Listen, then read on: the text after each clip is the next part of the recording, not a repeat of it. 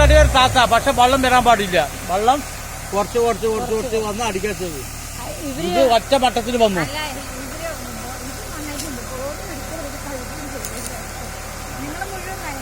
അത് ഞാൻ നനയാൻ പറ്റുന്നത്. ഈ കത്ത് വെള്ളം